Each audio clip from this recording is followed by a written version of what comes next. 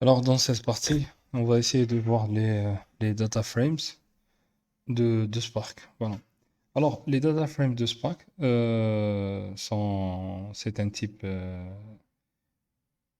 des RDD qu'on les connaît, qu'on les a fait déjà. C'est un type spécial. La différence entre un RDD normal et data frame. Alors, data frame, c'est un RDD spécial. La différence, c'est que les RDD, ils ont un schéma. D'accord? Ils ont un schéma bien défini. C'est comme les schémas des SGBD, des bases de données. Par exemple, si on prend un exemple, par exemple, si je fais RDD, par exemple, si je prends un de l'exemple qu'on a, alors qu'est-ce qu'on est en train de faire? On est en train de créer un schéma pour une entrée. Par exemple, on a créé three rows, trois lignes. Et la première ligne, on a indiqué que name c'est John et l'âge c'est 19 ans. La deuxième ligne, Smith, et ainsi de suite. C'est à la fin. Et pour que je puisse en créer la commande qui va m'aider pour créer l'RDD, c'est create data frame. D'accord? Alors, c'est une commande prédéfinie. Alors, on a déjà le contexte Spark context. Mais ce que je dois donner un vecteur ici. Le RDD là doit être un RDD qui est composé de plusieurs éléments row. Un row, c'est un objet. D'accord? Alors, si je prends cette partie-là, alors je vais la coller alors je vais la coller ici. Alors, juste avant d'exécuter ça, alors déjà, premièrement, je dois me connecter.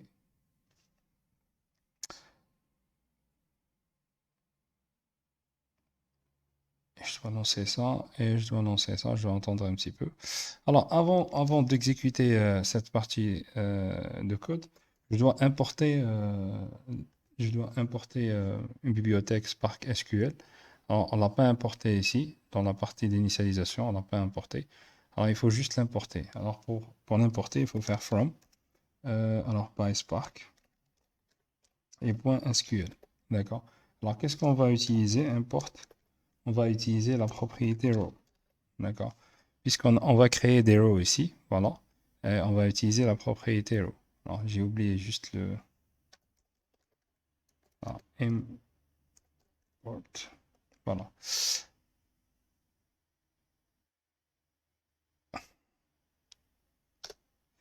Euh, je vais voir, est-ce que, voilà, il va finaliser l'exécution. Ou bien vous pouvez l'ajouter, si vous voulez, vous pouvez l'ajouter une fois pour toutes, vous pouvez l'ajouter directement dans cette partie-là. Voilà. Alors, l'initialisation, c'est bon. Alors maintenant, je peux exécuter ma commande. Alors, comme vous êtes en train de remarquer, les rows, non, c'est alors, alors, nous avons un vecteur qui contient des éléments, un, 2 et 3 éléments. Et le create data frame, c'est pour créer le data frame taille. Comme j'ai dit, le data frame, elle a un type, d'accord? Alors, chaque colonne, mais ce qui est les RDD, les RDD, généralement, elle les considère comme étant des chaînes de caractères. Par contre, on a les data frames. Alors, chaque colonne, a le type تاعها. Par exemple, il y a une commande aussi prédéfinie, print schema, où on a imprimé le schéma. Qu'est-ce qu'il nous a donné? Attaque, قال لك le schéma تاعك فيها le name. C'est exactement كيما schema تاع database, كيما schéma تاع une base de données. Alors, le name تاعي, le type تاعو, c'est string. Le nom تاعو, c'est name, parce qu'on l'a spécifié هنا الفوق. Et voilà, il n'est pas. Alors, par défaut, il peut accepter des valeurs nulles.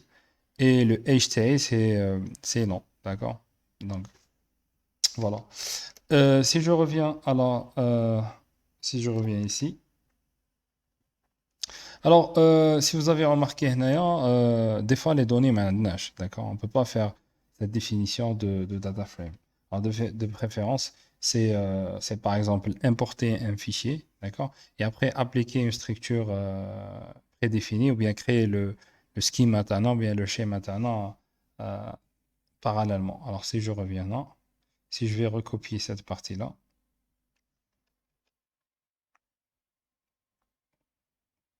alors si je vais copier cette partie-là, alors ici, qu'est-ce qu'on va essayer de faire? C'est pas le, voilà, c'est pas le même traitement. Je vais la copier, non? La différence entre la première instruction, bien la première commande et la deuxième commande, c'est que non, on a tout simplement importé des données, d'accord? Ça, c'est dit RDD et il sera comme étant un RDD très simple. Et on a créé le schéma parallèlement, d'ailleurs. On a créé le schéma, voilà. Alors, il faut suivre cette façon-là. Alors, justement, par exemple, on a spécifié les fields les maintenant, d'accord?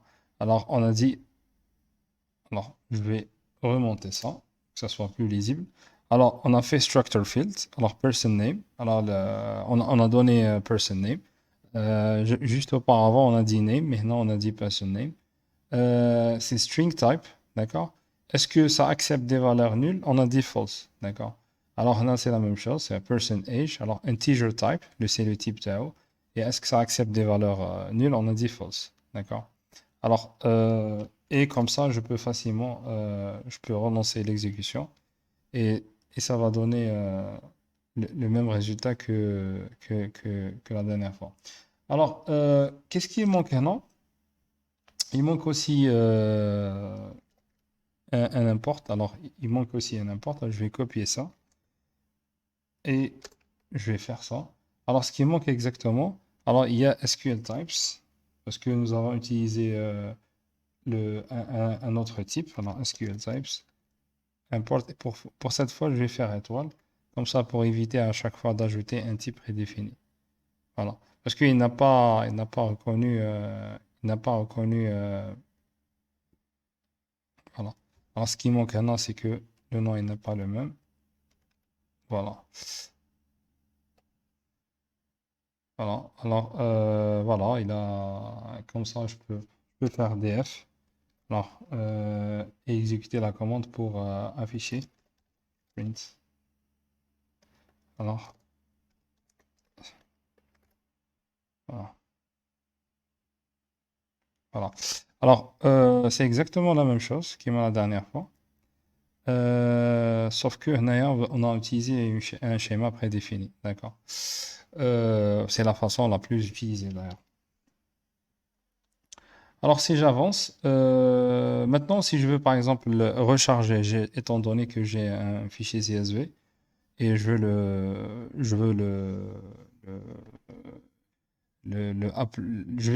télécharger et ramener le Spark Server TI et je veux transférer les données TI vers des data frames, d'accord? Alors au départ, c'est Icono des RDD simples. Après, je fais la transformation. Alors généralement, cette transformation, alors je vais laisser les imports. Voilà. Alors généralement, je vais régler un petit peu. Voilà. Alors return, c'est ici. Voilà. Alors juste, euh, c'est dans la même ligne de return. Voilà. Et je fais ça. Alors, pour vous donner une petite explication, voilà, je vais essayer de mettre ça aussi, hein, voilà. Alors, qu'est-ce qui se passe maintenant? Alors, tout simple, déjà, premièrement, on a des données, on va les importer, qui s'appellent friend CSV. Alors, c'est quoi friend CSV? Friend CSV, vous avez un ID d'une personne, vous avez le nom ou bien le prénom de la personne, vous avez l'âge de la personne, d'accord? Et vous avez l'ami de cette personne. Par exemple, Hadawil, ID Tao 0, il a 33 ans. L'ami Tao, c'est les Endo ID 385, d'accord? On a sur la 385, c'est l'ami de Will, d'accord? C'est pour ça on les appelle, à base de données Hadin, c'est mes friends. Euh, alors, qu'est-ce qui se passe maintenant exactement? Alors, maintenant, on a chargé, vous connaissez cette instruction, Hadin pour charger les données, tout simplement. Et là, on a appliqué une fonction map, d'accord? Alors, précédemment, on a pris si je reviens à la présentation, on a pris, non, par exemple, dans le cas, alors, voilà, dans ce cas-là, alors on a pris le schéma, on a pris le create data frame, on a ajouté le RDD tenant, d'accord, avec le schéma, d'accord. Mais qu'est-ce qu'on va faire maintenant? C'est la troisième façon. Tout simplement, on va charger le fichier et on va appliquer une fonction map. Et on a dit que la fonction map s'applique pour chaque ligne. Tu as le RDD tenant, ça veut dire pour chaque ligne pour chaque ligne ici et faire la transformation de chaque ligne séparément. D'accord? Alors, chaque ligne, راح يدور عليها la fonction D parce que qu'est-ce qu'on a fait? Quand on fait هكا, transform RDD, ça veut dire pour chaque ligne, exécute-moi la fonction que j'ai définie maintenant, qui s'appelle transform RDD. D'accord? Line. Alors, où je vais la fonction هذه? Premièrement, je fais une séparation. Alors, fields line split, je fais une séparation par virgule. Parce que tout simplement, c'est un fichier .csv, les données séparées par des virgules. Et après, au Shindir, je crée les row tails, je crée les lignes. D'accord?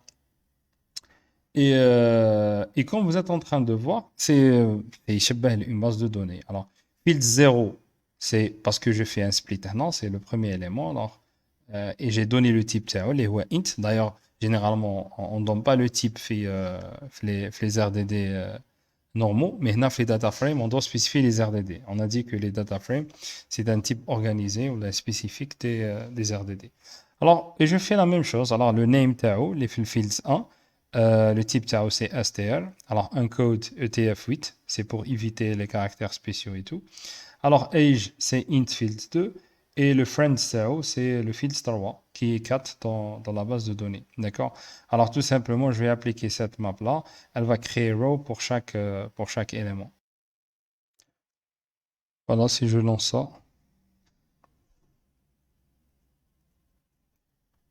Alors, je vais avoir une erreur ici. Alors, certainement, l'erreur est due. Généralement, les erreurs sont dues. Voilà. Alors, il dit non. Voilà. Il dit que input path does not exist. D'accord? Il n'a pas trouvé les fichiers. Le fichier, on va vérifier. On vient de faire un test. Alors, si je. Alors, Collab Notebook. Ah oui, il y a un espace ici. D'accord? Il y a un espace dans Collab Notebook. Moi, je dois ajouter un espace ici. Voilà. Alors, si je renonce cette commande, voilà, on n'est pas en train de, on n'est pas en train d'afficher le résultat. Alors, je peux faire, on l'a pas encore fait, mais je vais faire show. Alors, show pour vous montrer les premiers résultats de ce RDD. Et généralement, il monte 5. Voilà. Alors, on est en train de les voir. D'accord? Alors, on a l'ID, name, age et friend. C'est exactement dans la façon dont nous avons créé le RDD Tana. Plutôt le data frame Tana. Voilà. Et comme vous êtes en train de voir, l'affichage t'as les data frames, c'est pas la même chose comme les RDD. Et ici, c'est beaucoup plus organisé. Voilà. Alors, si je reviens à la présentation. Voilà, on vient de faire ça pour télécharger un CSV. Alors, on a fait show. Alors, show généralement, alors display the first n elements of data frames with the show n. Alors, methods. Généralement, c'est le n, il n'est pas spécifié, il va afficher 20 éléments. D'accord? On vient de faire un test. Alors, si on va compter, voilà, c'est entre 0 et 19, c'est 20 éléments. Voilà, on a la fonction show. D'accord? Alors, la fonction show, c'est une fonction qui ressemble à la fonction take des RDD. Là aussi, elle affiche des éléments. Il y a une fonction aussi qui s'appelle cache. Alors, cache, si je fais df, data frame et je fais point .cache, dans le Canada, je vais cacher, ou bien je vais sauvegarder, ou bien je vais stocker le data frame taille dans les nœuds les plus proches de mon serveur. D'accord? Alors, elle est utilisée généralement pour optimiser la communication avec les data frames. Comme nous avons dit, et je le dis toujours, que les bases de données Tana, bien que les data frames Tana sont vraiment distribuées à travers plusieurs machines. Si j'applique le cache, ça veut dire que le data frame TIAD, elle sera beaucoup plus utilisé. D'accord? Et du coup, je suis en train de dire au système distribué, ramène-moi ces bases de données, comme ça, je peux les utiliser facilement. D'accord? Voilà. If a data frame is used more than once, the cache functions can speed up the performance. Why? Because simply they will store it to the nearest node. Alors, ça c'est pour cache. Alors maintenant, select. Alors, select, c'est une option. C'est exactement presque la même option qui m'a select à la base de données. Voilà, on va la tester directement. Alors, qu'est-ce qu'elle fait select? Alors, elle fait quoi exactement select? Si je vais la tester. Alors, si je fais un petit zoom, alors je fais select, data frame taille, les rayons. Je fais df, c'est data frame taille, et je donne le nom à la colonne. La première colonne, elle s'appelle id, je donne la première colonne. Après, je fais virgule, parce que je vais faire un affichage. Et je donne le nom à la deuxième colonne, d'accord? Et après, je fais show 5, ça m'a affiché les 5 éléments, d'accord? Alors, ici, voilà, c'est le deuxième affichage, d'accord? On va commenter ça. Et je vais relancer ça. Voilà. Alors, il a affiché. Qu'est-ce qu'il a fait? Il a tout simplement affiché les 5 premiers éléments. Voilà, en appliquant la fonction que j'ai utilisée ici. C'est exactement le MySQL. On va voir pourquoi le MySQL à la fin. Alors, ça, c'est select. Il y a select avec une condition. Je peux appliquer une condition. Par exemple, dans le Canada. Alors, j'ai dit df, par exemple. C'est la même chose. Sauf que je vais afficher les l'âge تاعو كتر على 45. D'accord? Voilà, ça aussi, c'est faisable. Si je veux, par exemple, voilà, si je veux, par exemple, l'appliquer ici. Si je vais faire, par exemple, non, le 45. Voilà, il va afficher les ID, les l'âge تاعو à la 45. Et comme vous êtes en train de remarquer, voilà, si je fais, alors si je vais faire df et je vais lui dire afficher alors c'est quoi le deuxième élément les idna? Alors, il s'appelle name, afficher le nom.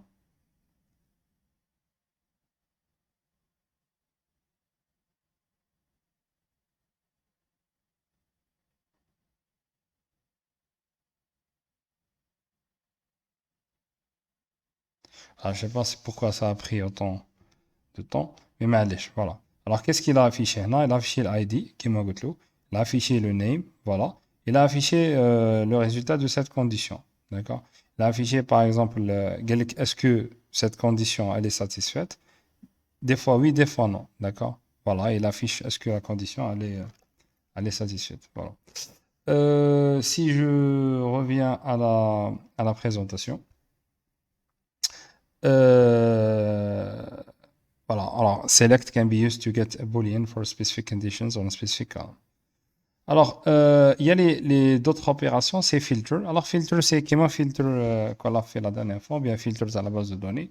Si je fais, par exemple, je prends la base de données taille, ou bien data frame taille, et je fais filter. Alors, maintenant, j'ai fait garder les règles, les l'âge taille, à la 45 ans, 49 ans. Et après, j'applique un select. D'accord? Après, j'applique un select pour sélectionner le colonne name et age. Il y en a certains mots, il faut 45 ans. D'accord? C'est pas la peine de tester ça. Alors, order by, c'est exactement order by les تعرفوها à la base de données, فيها ascendant ou descendante. Vous avez le choix entre les deux. Par exemple, maintenant, si je fais data frame taille order by age, d'accord? Et point descendant, voilà, من الكبير للصغير. Et je fais 5 5. هنا il va commencer directement par الاخرين اللي هما voilà الكبير هنا في عمره comme vous êtes en train de le constater في عمره 69 ans, d'accord? وaprès يبدا يهبط. Voilà. Alors, les 5 premiers éléments, les 5 films, films 69 ans. C'est pour ça qu'il a affiché que cet âge-là. Alors, c'est pour to sort the results. C'est pour organiser, réarranger les résultats. Alors, il y a Group By. Vous connaissez aussi Group By via les bases de données SQL. Elle fait la même chose. Alors, si je fais, par exemple, si je groupais les résultats par âge, d'accord? Par exemple, par âge, et j'applique un count, non? Alors, ça veut dire quoi? أنا واش راني نقول له؟ راني نقول له tout simplement كل âge احسب لي شحال كاين من personnes, d'accord? Par exemple, هنا واش راهو يدير؟ راهو يقول لك les 26 ans راهم 17, les 29 ans راهم 12, les 65 ans راهم 5 وهي رايحة. D'accord? Et après, j'ai appliqué show 5. Une autre alias, peut-être تعرفوها, elle fait quoi? Tout simplement, c'est pour renommer une colonne. Voilà. Elle a le même nom في les bases de données, في les SGBD SQL. C'est pour renommer des colonnes. Voilà. Et il y a aussi limite, d'accord? Et limite, il faut faire attention. Limite, mais c'est pas, elle fait pas le même travail que show. Alors, limite, c'est quoi? Euh, alors, limite, c'est une transformation. Qui dit df limite, ça veut dire راح يعطيك data frame جديد fait 5 éléments. D'accord? Par contre, show, c'est quoi? Show qui met take. Show, c'est une action. It's an action. C'est يهز les données ويطلعهم le serveur تاع Spark qui va les afficher. Mais limite, non. D'accord? Limite, il va créer une autre data frame. D'accord? Il faut faire la différence entre limit and show. So in this case, واش دار درنا data frame limit 5. Ça veut dire que قلنا له هزنا les 5 premiers éléments برك. D'accord? Après قلنا له afficher هذا ما كان. Voilà. Drop. Alors drop is used to delete a column. C'est pour supprimer une colonne. D'accord? Alors, par exemple, si vous faites df drop age, il va tout simplement éliminer la colonne كاملة من فوق لتحت تاع l'âge. Voilà. Il y a d'autres opérations qui est distinct, d'accord. On a distinct c'est la même chose que les RDD. Distinct هنا elle va faire le parcours de la base de données تاعي كاملة, ta data frame تاعي كاملة, et elle va tout simplement éliminer les duplications, d'accord. Il y a un élément dupliqué, elle va l'éliminer directement. Alors, intersect, c'est de faire l'intersection entre deux data frames et garder qu'est-ce qu'il y a comme intersection. Voilà. Il y a des données communes. D'accord? Voilà, voilà, on fait data frame là, intersect, on va mettre data frame تانية. Join, c'est le contraire de intersect, c'est pour merger deux data frames. Ok, to merge two data frames.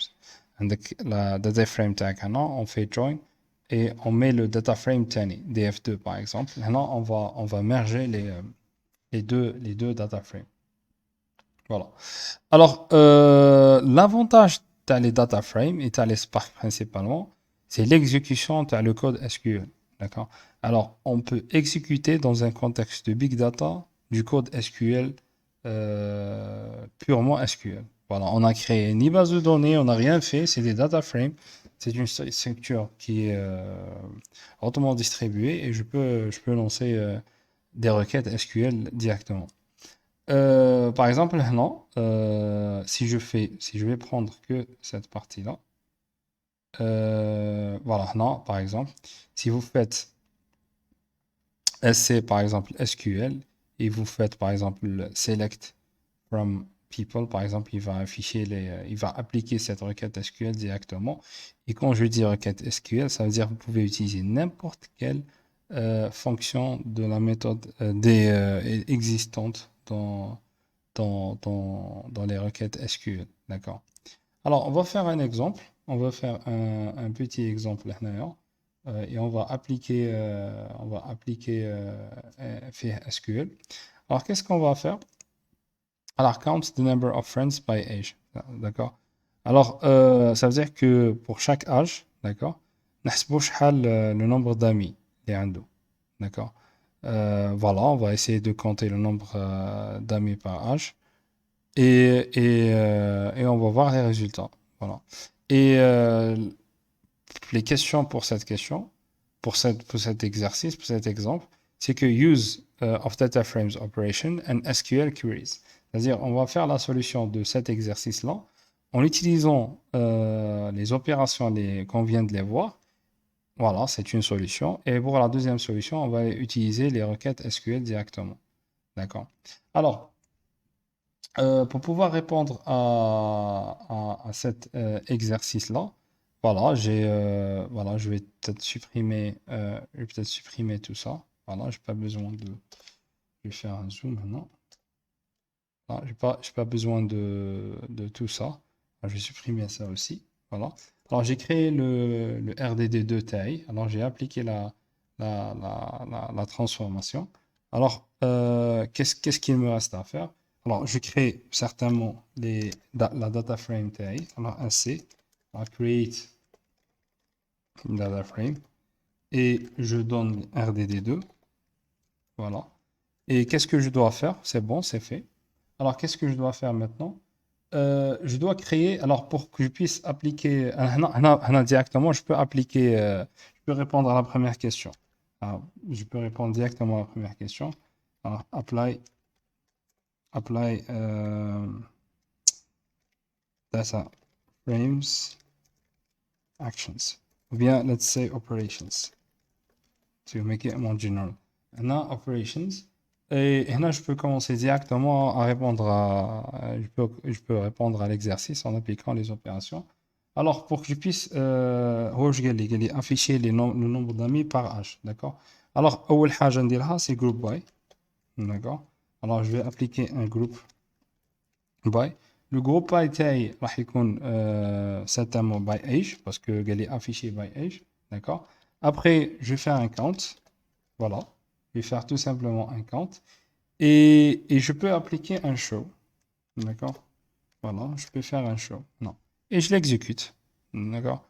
Comme ça, je vais afficher directement. Alors qu'est-ce qu'il manque maintenant?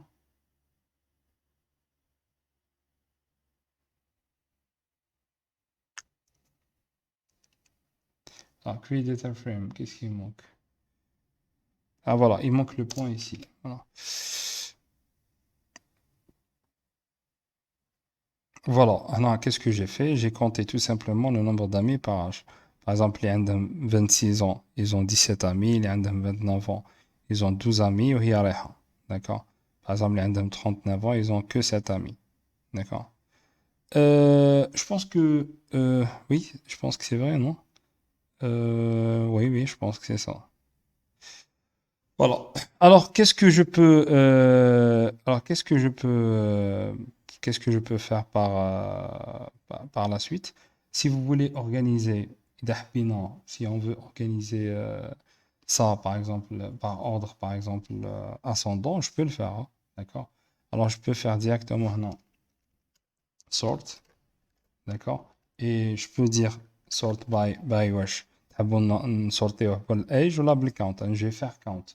D'accord? Alors count. Et le by default تاعو يديرو descending. D'accord? Je peux maintenant le forcer ونديرو ascending. Alors je peux faire ça. Voilà. Ascending. Et je peux donner la valeur false. Voilà. Et j'applique. Je vais l'exécuter encore une fois. Et voilà. D'accord. Maintenant, par exemple, il y a les 26 ans, qui ont 17 amis, 40 ans, 17 amis, il y a rien. D'accord. Alors, voilà, c'est l'application t'as les data frames تاعي en répondant à la question, à la première question. Alors, use data frames operations. So, next one is to use SQL queries. D'accord. Alors, pour utiliser les SQL, alors je vais ajouter un commentaire. Alors, using SQL.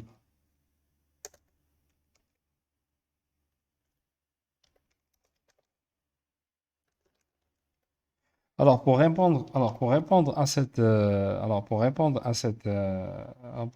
cette question-là, qu'est-ce que je peux faire?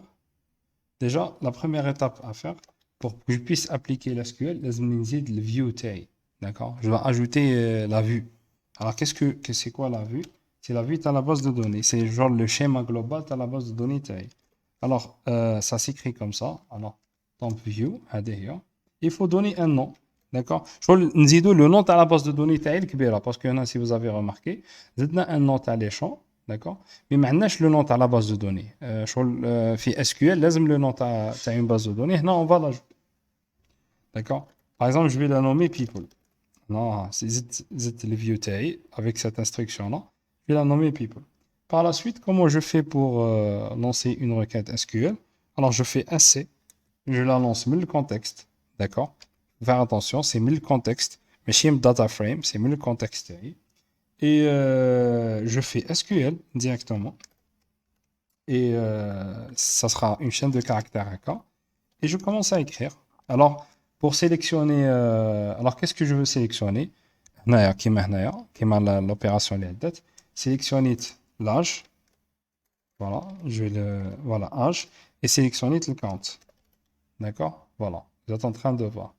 Et pour le count, qui m'a fait SQL, on doit faire ça. Pour que je puisse calculer, le nombre par rapport au groupe by, là, par la suite. Alors, from La base de données تاعي اللي سميتها people. Voilà. Et qu'est-ce que je dois faire par la suite? Je dois faire group by age. Voilà. Voilà. Tout simplement, c'est ADIA. Et comme vous êtes en train de voir, c'est purement du SQL. D'accord? Alors, je fais show et je dis, alors je fais show et je relance encore une fois. Alors, on va commenter ça et on va relancer.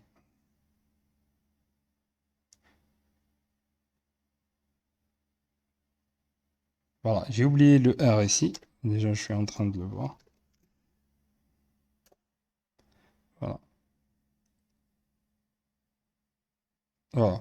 Alors, qu'est-ce qu'il a fait? Il a fait exactement la même chose qu'il m'a dit la dernière fois. T'as la réponse à dit. Sauf qu'on l'a fait avec SQL. D'accord? Et notez, et toujours je répète et je dis, notez que cet environnement, il est hautement distribué. Ça veut dire quand vous exécutez une telle requête SQL, ou Shahisala en réalité, c'est que Spark, il va automatiquement transformer la requête SQL. Il va premièrement faire une transformation de cette requête vers des opérations comme ça. D'accord? C'est la première étape. Après, il va l'exécuter sur l'ensemble de son système distribué. Voilà, c'est ça pour les data frames.